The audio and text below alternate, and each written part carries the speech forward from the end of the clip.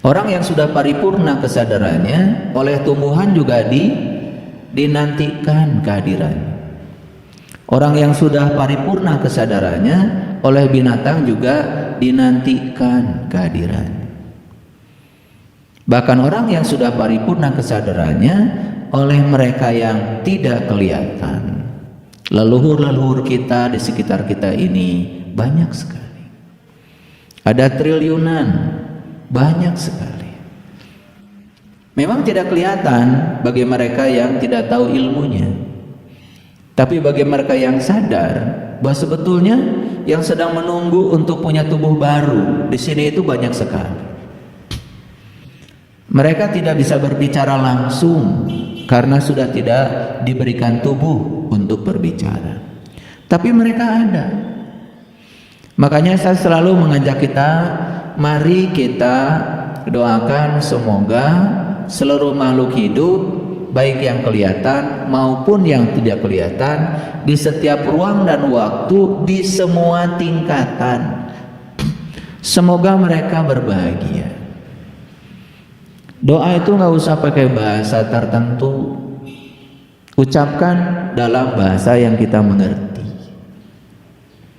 Karena yang paling penting itu adalah resonansi kita, ya, dengan semuanya.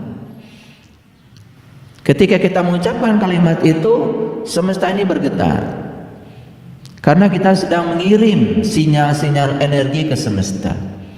Dan leluhur-leluhur kita merasa terhormat karena kita masih bisa mengingat mereka. Sekalipun mereka sekarang sedang tidak punya tubuh, tapi mereka ada. Makanya kalau kalian masuk rumah, walaupun di rumah tidak ada siapa-siapa, tidak ada salahnya mengucapkan salam. Karena di rumah kita itu sebetulnya banyak sekali. Bisa jadi ya, leluhur-leluhur kita juga masih ada di situ. Dan ketika kita menyampaikan salam, mereka akan sangat berbahagia. Ini hal-hal sederhana yang sering kita lupakan dalam hidup. Karena selama ini kita sudah terlalu panjang tidur dalam ketidaksadaran. Oleh karena itu, saya mengajak kita semua, mari kita hadir di sini saat ini sekarang. Sadari nafas kita. Sadari bahwa nafas adalah bukti kehadiran Sang Hidup pada diri kita. Karena dengan adanya nafas kita bisa melihat, dengan adanya nafas kita bisa mendengar, dengan adanya nafas kita bisa bicara, dengan adanya nafas kita bisa merasakan apa saja yang kita santap. Dengan adanya nafas, tubuh kita dialiri energi lembut yang luar biasa. Dengan adanya nafas, setiap sel dalam tubuh kita hidup dan bergairah, penuh sukacita. Itu sebabnya ketika kita masih bernafas, sadari bahwa sebetulnya kita masih diizinkan untuk belajar di sekolah kehidupan ini. Sepanjang kita bernafas, berarti Sang Semesta masih akan menggunakan kita sebagai kepanjangan tangannya. Untuk apa? Untuk menyampaikan cinta kasih-Nya. Berhenti mencari uang, cari yang punya uang. Beda. Kalau orang mencari uang, dia hanya akan dapat uang sebagaimana yang dipikirkannya. Sebentar ada uangnya, sebentar tidak ada, bahkan mungkin tidak berkah. Tapi mereka yang mencari yang punya uang selalu menjadikan pelayan di semesta ini untuk menjadi pelayan semesta, nulung kanu butuh, nalang kanu susah, nyaangan kanu poeken, ngahudangkeun kanu sare, nepak kanu poho, nganter kanu keeng. Tanpa berharap apa-apa, maka semesta akan memberikan hadiah. Hadiah dari semesta melampaui yang kita pikirkan. Itu yang disebut dengan keberlimpahan berkah. Ketika kita sudah ketiban keberlimpahan berkah, maka kita akan mengerti bahwa setiap apa yang diberikan semesta, baik diinginkan maupun tidak diinginkan, hadir dalam kehidupan kita, itulah kebenaran. Dan ketika menemukan kebenaran di setiap yang kita inginkan dan yang tidak kita inginkan, berarti kita sudah menemukan tujuan hidup kita. Ketika kita sudah merasakan berkah itu berlimpah tanpa batas, tentu saja kita harus memasuki durma. Durma itu derma. Dermakan semua berkah itu bukan hanya dinikmati oleh diri pribadi kita, tetapi lihat di sekitar kita banyak orang yang membutuhkan pertolongan kita. Jangan lupa bahwa setiap amanah yang diberikan pada kita bukan untuk kita, titipan untuk orang-orang di sekitar kita. Sadar bahwa berkah itu bukan hanya untuk kita, dan kita bagikan pada orang-orang yang dihadirkan dalam kehidupan kita, maka kita sudah mencapai arti hidup. Maka beruntung sekali orang yang saat ini sudah menemukan tujuan hidup dan sudah menemukan arti hidup. Hidupnya tidak akan susah. Orang-orang yang susah itu adalah orang-orang yang hanya berfokus kehidupannya pada diri pribadinya sendiri. Pelitnya luar biasa, ketika dapat berkah tidak mau berbagi. Orang yang semacam ini tidak memiliki kebergunaan di ruang kehidupan. Dan orang-orang yang seperti ini sebetulnya orang-orang yang sedang menyuramkan masa depan ruhaninya sendiri. Jadi tidak sadar bahwa sebetulnya dia sedang menggelapkan masa depan ruhaninya sendiri. Dan orang-orang yang sadar ya dengan tujuan hidup, sadar dengan arti hidup, sebenarnya dia sedang membuka ruang seluas-luasnya untuk masa depan ruhaninya. Jangan lupa bahwa ruhani kita itu abadi, seabadi Allah, seabadi ilahi. Kita hidup bukan hanya sekarang, kita akan terus menerus hidup. Oleh karena itu, karena ruhani abadi sedangkan jasmani tidak abadi, maka wajar kalau jasmani harus diganti. Karena suatu saat jasmani kita tidak lagi bisa paralel, tidak bisa menjadi pelayan bagi rohani kita untuk meneruskan proses belajarnya. Maka ketika jasmani kita sudah tidak layak pakai, semesta ngasih cinta kasih baru. Dengan cara apa? Jasmani kita ditinggalkan sementara oleh rohani kita, kemudian didaur ulang ke semesta, dikuburkan jadi makanan, kemudian jadi saripati yang baru, kemudian dipertemukan lewat cinta kasih lewat ibu bapak kita, kemudian tersemailah tubuh baru. Lalu ya sang ruhani ditiupkan kembali meneruskan perjalanan. Orang yang sudah sampai di kesadaran ini tidak takut dengan kehidupan, tidak takut juga dengan kematian. Karena sesungguhnya mati itu adalah hal biasa, hanya berganti tubuh fisik, hanya berganti casing. Karena kalau tubuh ini sudah repot, tidak melayani lagi kebutuhan rohani, ya tubuh ini harus ditinggalkan. Itulah hukum semesta yang disebut dengan siklus kehidupan. Makanya siklus kehidupan terus berjalan. Di depan mata siklus kehidupan kelihatan, tapi kita selalu tidak sadar. Leluhur kita dikubur. Ketika dikubur, maka tubuhnya menyatu kembali dengan tanah, diurai dengan sistem alami, sehingga semua atom-atom, unsur-unsur, molekul-molekul yang membentuk tubuhnya diurai dengan sistem semesta menjadi unsur-unsur yang sudah terurai. Ketika sudah terurai, maka diserap lagi oleh tumbuh-tumbuhan yang ada di tanah, dan tumbuh-tumbuhan menghasilkan daun, menghasilkan buah, kan dimakan lagi. Setelah dimakan jadi saripati baru, kan tumbuh lagi yang namanya tubuh baru. Jadi siklus kehidupan terjadi juga dalam dimensi fisik, bukan hanya dalam dimensi rohani. Yang gini saja kadang-kadang kita nggak paham. Lalu kita menganggap seakan-akan kehidupan itu sekali dan kematian sekali.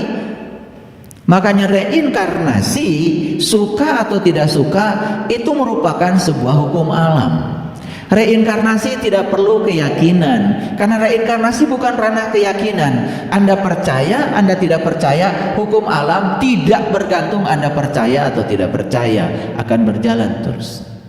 Hukum gravitasi bumi ada, karena di setiap benda yang bermassa ada medan gravitasi. Dan di setiap benda, setiap kita meletakkan benda di medan gravitasi akan ditarik oleh bumi. Kan kalau kita taruh kelereng di sini pasti jatuh ke bumi. Taruh pensil di sini jatuh ke bumi. Anda percaya hukum gravitasi, Anda tidak percaya hukum gravitasi. Hukum gravitasi tidak mengundang keyakinan Anda. Hukum alam ya berjalan saja. Seperti itu hukum alam. Banyak orang yang tidak sadar, saya tidak percaya reinkarnasi. Saya percaya reinkarnasi. Kata reinkarnasi, lu mau percaya, lu gak percaya, ya gue jalan terus karena hukum alam. Gak perlu keyakinan Anda, gak perlu ribut. Agama itu tidak perlu pertolongan kita. Jadi banyak yang sibuk membela agama, itu keliru. Harusnya agama membela kamu. Agama tidak minta ditolong oleh kamu, tetapi justru agama harus menolong dirimu. Allah juga tidak butuh pertolongan kamu. Bagaimana Dia yang maha butuh pertolongan kita? In tansurullah yansurkum. Siapa yang menolong Allah, Allah akan menolong kamu. Bagaimana cara menolong Allah? Tolong orang-orang yang butuh pertolongan di sekitar kita. Itulah cara menolong Allah. Kan banyak yang kacau belajar agama. Allah yang gaib disembah-sembah, Allah yang nyata diabaikan. Itu sudah kacau belajarnya. Sedangkan Allah mengatakan, aku yang nyata, aku juga yang tidak nyata. Yang nyata Dia, yang tidak nyata juga Dia. Dia sudah turun gunung menyatakan diri menjadi nyata. Makanya Nabi Musa ketika berfokus pada Allah yang gaib kan ditegur sama Allah. Hai Musa, kenapa ketika aku sakit kamu tidak menjenguk aku? Terkejut Musa. Bagaimana kau bisa sakit ya Allah? Tetanggamu yang sakit Musa. Dan kalau kamu menjenguk tetanggamu, maka kamu menjenguk aku.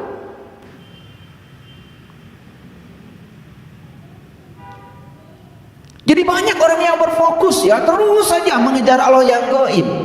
Dengan tetangga tidak bagus. Hubungan dengan keluarga tidak bagus. Hubungan persahabatan dengan orang banyak terputus. Tetapi masih menganggap dirinya seakan-akan soleh. Orang yang bagus hubungannya dengan Allah tidak mungkin terputus hubungan dengan manusia. Dan ciri bahwa kita tidak bagus hubungan dengan Allah, gak beres hubungan kita dengan sesama.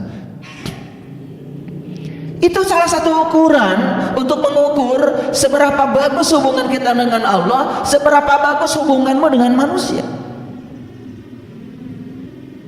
Maka Allah mengatakan di Quran, duribat alaihimud dillatu aynama suqifu illa bihablim minallah wa hablim minan nas. Akan aku timpakan kehinaan kepada manusia dimanapun dia berada, kecuali yang menjaga hubungan dengan Allah dan dengan manusia. Dan orang yang banyak konflik dengan manusia, kan dia masih punya konflik dengan dirinya sendiri. Hablum minan nafsnya ada masalah. Hablum minan nafs itu hubungan dengan diri pribadinya. Kenapa? Karena gak kenal siapa dirinya, maka dia gak kenal kepada Tuhannya. Banyak masalah hidupnya. Makanya banyak yang menawarkan solusi, tetapi solusi itu adalah masalah baru. Contoh sederhana, kalau kita merasa diri kita kotor, datanglah kepada orang yang kita anggap pemuka agama. Apa yang mereka sarankan kepada kita? Kamu harus bertobat. Begitu kan? Apa yang kalian lakukan ketika disuruh bertobat? Sholat tobat? Baca Quran? Baca istighfar 1000 kali? Semua tidak menolong.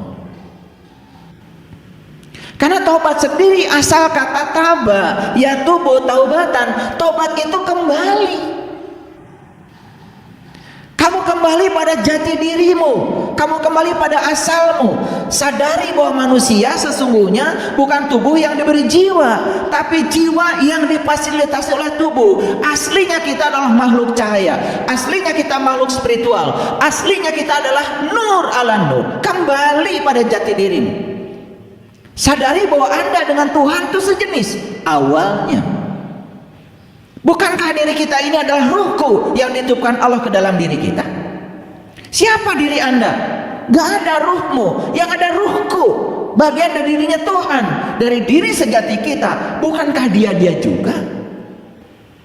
Jadi taubat yang sebenarnya adalah kembali kepada jati dirimu. Kenali siapa dirimu, itu yang benar. Saya bukan melecehkan baca istighfar. Baca istighfar 1000 kali. Kalau kita tidak tahu apa yang diistighfari dan kepada siapa kita istighfar, kita gak kenal juga kepada Allah. Allah kan sudah bilang di Quran, innallaha la yaghfiru ayyushraka bih wa yaghfiru ma duna dzalika liman yasha. Sesungguhnya Allah tidak akan pernah mengampuni dosa syirik, tapi Allah sudah mengampuni dosa apapun asal jangan syirik. Dosa yang bukan syirik gak usah diurus, karena Allah Maha Pengampun. Gak usah merengek-rengek minta ampun. Jangan menghina Allah. Allah itu kamu tidak minta ampun saja sudah diampunkan. Dia Maha Pengampun, Maha Penyayang, dan Dia tidak akan pernah menyiksa kamu ketika kamu salah. Allah bukan seperti kamu dendaman. Allah tidak seperti kamu bencian, baperan. Kamu baru baik pada sama orang yang baik pada kamu, dan kamu tidak baik sama orang yang tidak baik pada kamu. Allah tidak punya sifat itu. Jadi kalau ada orang yang mengajarkan kalau kamu tidak baik sama Allah, Allah akan menghukum, Allah akan mengazab, bullshit itu, bohong itu. Bagaimana mungkin Allah yang Maha Cinta, Maha Pengasih, Ar-Rahman, Ar-Rahim menghukum hamba yang dicintainya? Karena Allah sudah menciptakan hukum alam dengan hukum sebab akibat. Setiap kita melakukan satu kesalahan, maka alam akan menegur kita. Dan itu hanya teguran, bukan hukuman. Teguran. Sistem pendidikan, sistem pembelajaran, sistem edukasi semesta supaya kamu menjadi lebih baik. Itu saja. Karena setelah kita diperankan dalam kehidupan kita, tugas kita berikutnya adalah pulang. Dan pulang itu tidak usah nunggu kita mati. Pulang itu sekarang aja. Mau pulang sekarang kepada Allah, pulang sekarang. Tobat itu bisa sekarang, di sini, saat ini. Itu sebabnya gunakan akal pikiran kita ini dengan waras. Gunakan kecerdasan kita dengan waras. Jangan ikuti orang-orang yang, mohon maaf, menggunakan pikirannya tidak koheren, tidak koresponden, tidak pragmatis. Oleh karena itu, mari kita bersyukur kalau hari ini kita bisa hadir di sini untuk belajar kesadaran. Dan sebentar lagi saya akan membimbing kita semua untuk memasuki sebuah kesadaran awal. Karena ilmu yang paling tinggi adalah tahu bahwa kita tidak tahu. Kebijaksanaan yang paling tinggi adalah tahu bahwa kita tidak tahu. Siapapun yang tahu kalau dirinya tidak tahu, itu sudah mencapai ilmu tertinggi. Sebaliknya orang yang banyak pengetahuan hanya membuat dia tidak tahu, dan dia tidak tahu bahwa dia tidak tahu, dan dia kira dengan pengetahuan yang banyak dia tahu. Itulah orang-orang yang tertipu oleh dirinya sendiri. Dan orang-orang yang semacam ini